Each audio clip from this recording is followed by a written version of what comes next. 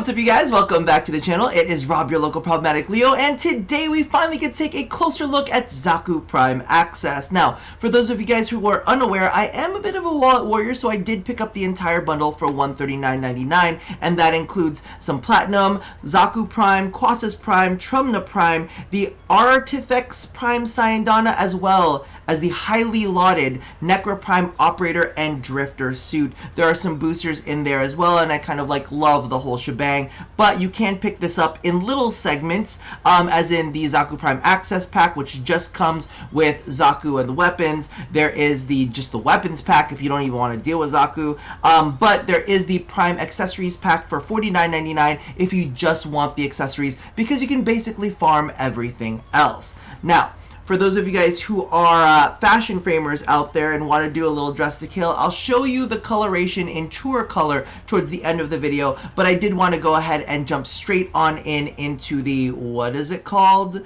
The simulacrum. That's the one where the orange guy hangs out, to go ahead and take a look at the difference in stats as well as weapon performance. So without ado, let's jump on in. Alrighty, so kicking things off, we have Xaku Prime, and aside from their glorious new Prime model, and let me tell you, it is absolutely freaking gorgeous. The energy ponytail, the new shoulder piece. The only thing that I'm not really loving so much is this weird thigh cover piece that I guess had fallen off of the original one. I'm not 100% sure about that, but all of the gold detailing, it is absolutely freaking beautiful. But aside from looks, they did get a bump in their base stats. So base shields, armor, energy, and sprint speed have all gone up. I don't feel like anything has been too dramatic, but you know, it's nice and juicy. It makes them feel a little bit more plump, and we love a nice plump Warframe. So let's go ahead and get that in here and take a look at the Trumna. Now, I do have to give you guys a little bit of a heads up. We'll be taking a look more at customization at the end of the playtesting stuff. Listen, I did not plan this out well, but we're here now. So let's take a look at the Trumna Prime. So as you can see, the magazine has increased as well as the reload speed, which is always nice. Then they got a boost to the critical multiplier as well as the status chance, and then the base damage has also gone up as well. So let's go ahead and get that in, and let's take a look at how this thing performs. Now, if I'm going to be completely honest with you, I am not like a Trumna specialist. This is not a weapon that I used an insane amount, but it is a really, really nice weapon. So as you can see right here, I'm going to do a little boop. It does have a projectile that's, wait, let's go here, that explodes in an area of effect. So upon impact, it does a little radial damage. It's a very, very small radius. But the big feature about this thing is as you kill enemies with it, you go ahead and charge it up, and each enemy charges up this semi-automatic big crazy explosion attack, and it's absolutely freaking, it's also very beautiful. It's very cinematic. It's very Michael Bay. I was gonna say Michael Jordan, but it's not the same thing. So as you can see right here, ooh, and there are multiple explosions in there. I'm assuming because of multi-shot.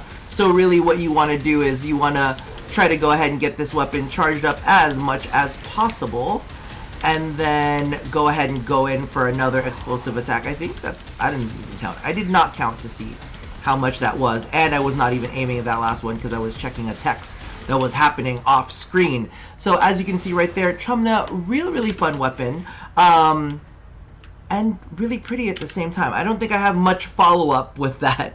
Now, they did just do a patch, and I believe the Quassus Prime also got a little bit of an additional buff. So as you can see, the slam attack and the slide attack has gone up. I'm assuming that's just because the base damage has gone up, but the critical chance has gone up. The critical multiplier has also gone up. The status chance has gone up. It's just juicy all in all. Now, the big feature for the Quassus is the fact that its heavy attacks can throw all of these blades. So that's a really, really cool feature when combined with Tennokai.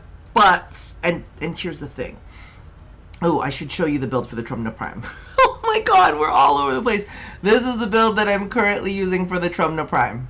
Alright, so it may not be right, but it's a thing. The Quassus. Now, I'm using two different builds. I believe this is the just regular build that I've got for it, just for standard melee. But I've been playing around with this one, which kind of focuses a little bit more on being able to build the combo counter and maintain a large combo counter, so you can just fling like all of these feathery blades at everybody, and that's what we're going to be taking a look at today. Why? I don't know, because I felt like it. So let's go ahead and simulate, and let's go ahead and jump on in. As you can see, let's see, right here, I think I'm going to just build up a little something, because I think with this setup, I do have to have at least a couple kills under my belt in order to get the multipliers where I need to get them multiplying. But as you can see right there, woo, sexy. I get to throw these slash-based blades at enemies, and with the way that this build is kind of like moving and grooving, I didn't even use Tennokai there. I didn't use Tennokai there, and it only drops it down. So I could literally do that twice. And as you can see, we're still back up at 5 times combo counter. So it feels kind of nice. That's why I'm experimenting. Again, I'm not like a charge combo person that does that very often, but I figured, you know, we're here. We might as well give it a shot. And I actually find this place out kind of fun.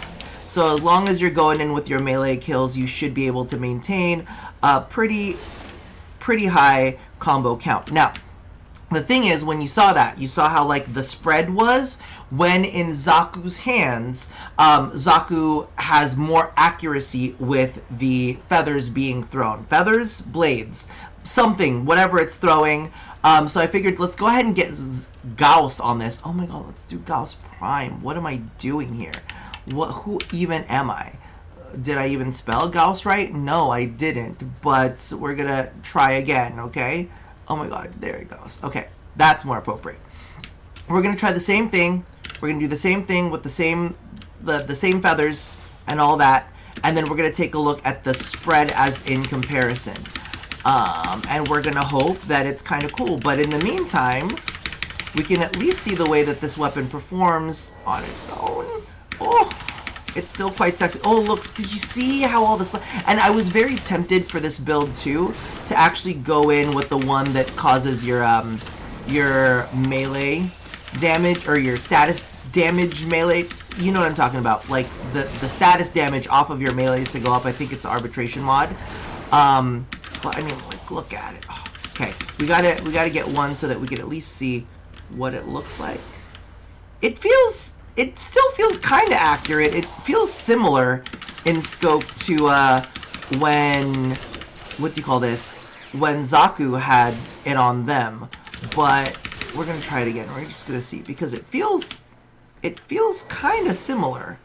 I guess it does look like it spreads a little bit more, if I'm gonna be completely honest with you. It does look like it spreads a little bit more, but my thing is, if you're up close to an enemy, like realistically, right, you're gonna hit them with all of the feathers. So with the blades, the feathers, the blades, you know what I'm talking about. You're gonna hit them with all of them. So either way, I actually really enjoy that one, and I think that I'm gonna be playing with it just a little bit more. I will put an arcane in it, because I know everybody gets so mad when I don't have an arcane in my melees, but I think that one is like worthy. I don't like putting arcanes in everything, but I do think that that one is worthy of having an arcane in, because the playstyle is so different and it's really fun. So let me go ahead, we'll leave the simulacrum, we'll go into the orbiter, and we'll take a little look at the fashion, because I know you guys are waiting to see the Necra armor for the operators. But we're going to take a look at this customization real fast. Well, we're not going to go in depth into it, but I do want to go ahead and strip some of the things from the appearance so that you can take a look at what this looks like on its own without necessarily all the crazy things on it. So I'm going to take that down. We're going to take the mag heirloom off. So this is Xaku in all of their glory. I'll even take off their, what do you call this? SANDR, so that you can see it just plain. Alright? Now, if you so choose, this is the broken version that we're taking a look at. Look at the vibrations off of the metal on it. Oh my god, it looks super duper cool. Really, really, really love it. And for those of you guys who are unaware, you can do the thing very similarly to the invisibility. You can go into attachments, you can go into auxiliary, and you could choose whether they are always in their corporal form, which means that no matter if you're using the ultimate ability, which I forgot what it was called, like the thing where your body splits off, this still stays. So you don't have to look at the skeleton if you don't want to. But if you want to look at the skeleton all the time, you can just pick skeletal and you will always have the skeletal form on. Now, if you hit none, that means you'll have that kind of like mix when you're using your ulti. Now, let's go ahead and take a look at the SANDR real quick. So the SANDR that comes with the pack is going to be the Artifact SANDR. And here's the thing, I don't love it, but I also don't hate it. When I looked at this one, the original one, that came with, I don't know, did it come with Xaku? But I don't know. This I actually really, really liked for infested stuff. I thought that was really interesting. And this is kind of like a nice version of it. Do I love it? No. Do I hate it? No, I think it's got some value to it. But of course, we're going to go ahead and stick with the Officium. Also, one of the things that I will point out that I absolutely do love about being able to change the different attachments for Xaku is when you choose, I'm going to put mags back on there because I loved it. Like something along the lines of Seraphire, because you guys know I'm a big fan of Seraphire. You do that and you go into Broken. Seraphire still gives a little bit of bulk to the skeletal body. So if you just want to run with skeletal for one reason or another, you can do that. But let's take a look at what everybody has been vetting for. Let's go ahead and take a look at our operators. So, wait, will it bring me back? Oh no, it brings me all the way back. God damn it. Alright, we'll run there myself. Okay. So, I went ahead and did a slight customization on our operator right here. So this is the, what is it called? The Necra Necra operator armor thing. I did tweak the colors just a little bit. This is just kind of like a work in progress. But it comes with two different hoods, just so you're aware. So we have the Necra Prime hood, and the difference between this one and the other one is very interesting. It's actually eyes. That's the big difference. So no eyes, and then eyes. There are some like facial feature differences, like those little dots up there exist there. But we'll equip that. I don't know how I feel about those eyes. It's a little weird. But aside from that, I believe that the neck piece and everything else doesn't change, so it's really just eyes or no eyes. Have I prepped my drifter for this? No, but I'm assuming that it's going to look very similar to this with the drifter stuff. I also wanted to kind of point out, to kind of like go along with the theme, if you guys feel like putting on an attachment, and maybe that attachment is the new, it starts with Herodes one. It kind of gives us like ghostly effect. I was tempted to play around with like the energy color for this, like, and make it kind of like bluish or grayish, just so that it looks kind of like, you know, kind of like you're a ghost. But look at on the ground, you get the ghosty effects, and then you get the necro effect. Like, I feel like we just missed Halloween for this, right? We just look at how his arms like wave and wiggle, and it leaves that like ghostly trail. I think it's so cool. Maybe we'll need to do a drifter / operator fashion video very, very soon. Either way, I actually love all of the visuals that come with this. With this set, I think Xaku Prime Access is a bit of a hit. Now, you guys will have to give me a little bit of time to get more looks together for Xaku Prime, because whew, let me tell you, this one is going to be interesting because they've already got armor on them, and I don't know how that's going to jive with everything else, and then the energy color is just such a big part of who they are. Listen, this is where we're at right now. Let me know if you liked what you've seen down in the comments below. Give this video a thumbs up. Feed the algorithm gods, because they are very wrathful. But for now, that about does it for me. And as always, love somebody, hurt nobody, and touch yo body. I'll see you guys next time. Bye-bye. No, I did not show you a Xaku Prime build. Maybe we'll look at that later.